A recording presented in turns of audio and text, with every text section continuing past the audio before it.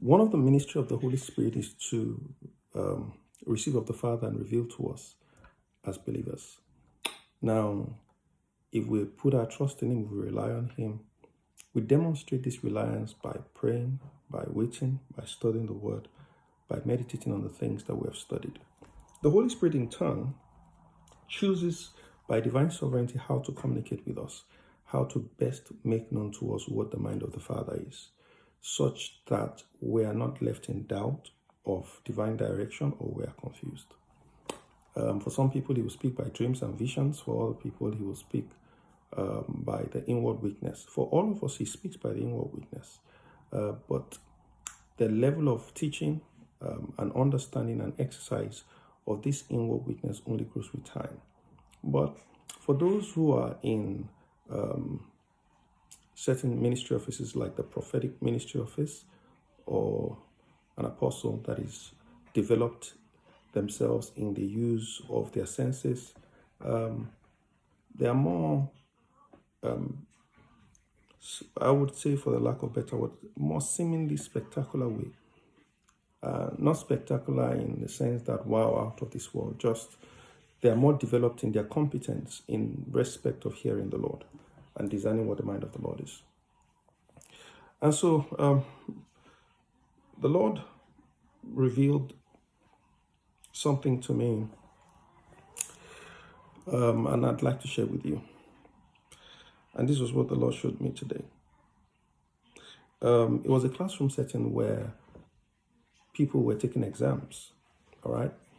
And a lot of students. Again, in this particular examination setting, there was a lot of cheating going on. Some students were,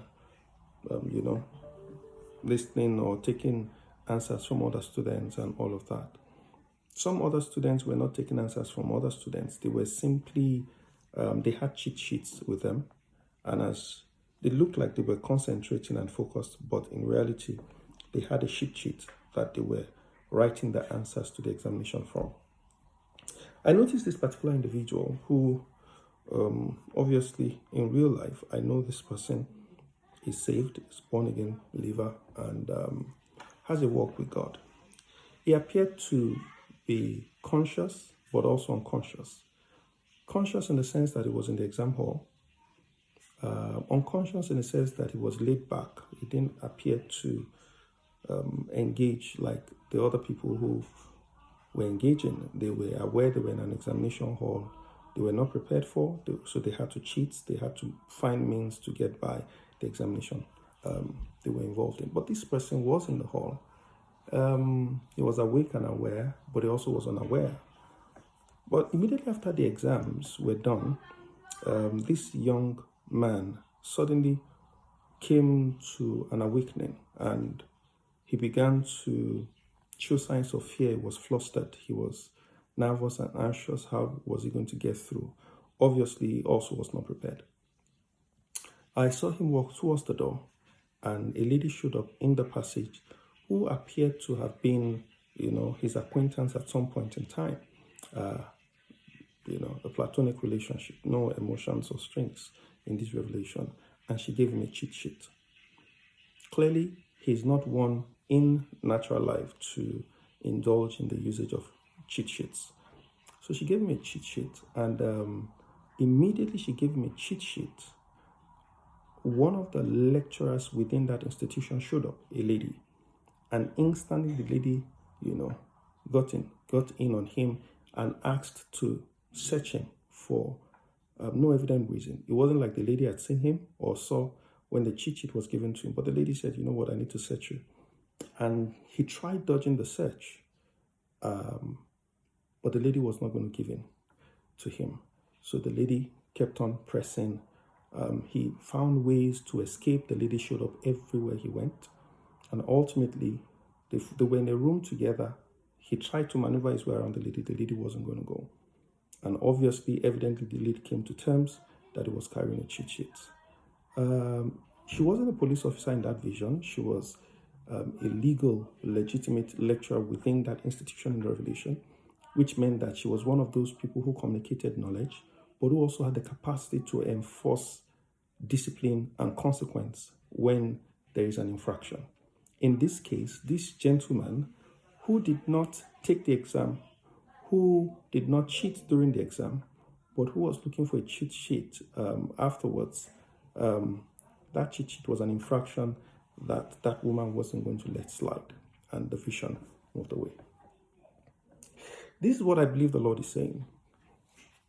Number one, in this season, be wary and be careful of imitation and copying comparison competitions.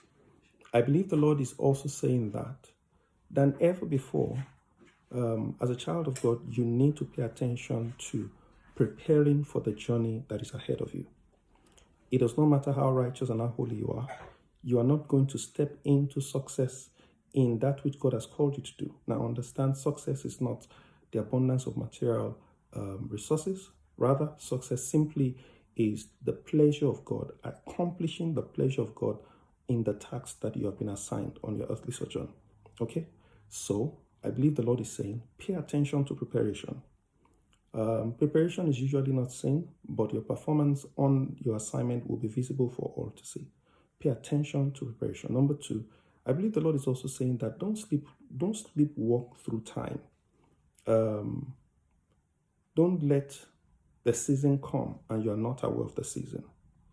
There will be danger that lurks around the corner from poor preparation. It is the fact that this person began to look for a cheat sheet. It was something that, in that vision, I know he had never done before. But this time around, he was looking to catch up with those who appear to have gone ahead, and also was looking to, write that exam nonetheless, though he was not prepared. Now, understand, for some people, repeating a class will look more of a reproach, and so they will opt for some smart ways that the world will do a thing. Understand that in some instances, the Lord will not let you go forward so that you can go forward gallantly without the enemy reproaching you. And so that's what I want to share with you. Pay attention to yourself. Pay attention to what you're doing with your time. Ensure that your preparation, your usage of your time is in alignment with your God-ordained assignment on the face of the earth, so that in the day of your manifesting, you will not be found wanted. And be careful in this season of the pressure that would come from poor preparation. Allow yourself to go to the Lord to find help, and then understand that the enemy is watching. He's watching. He knows you are the special one. And what others got away with, he won't let you get away with it. God bless you.